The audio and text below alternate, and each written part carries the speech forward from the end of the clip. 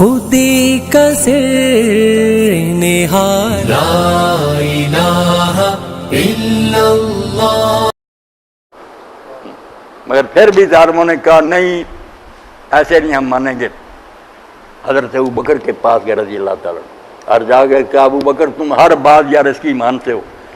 ہم کہتے ہیں یہ اچھا بھلا آدمی تھا مگر پاگل ہو گیا. تم نہیں آج بتاؤ مانے ہو یہ نہیں کہ یہ پاگل.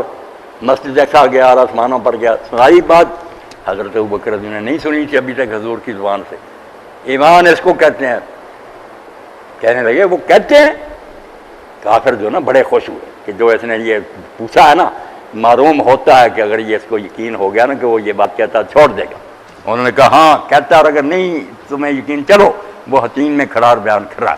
تو آپ نے فرمایا پوچھنا کیا لائن کالا ہوں صادق اگر وہ کہہ رہا ہے تو سچا بالکل شک شبہ کی بات نہیں.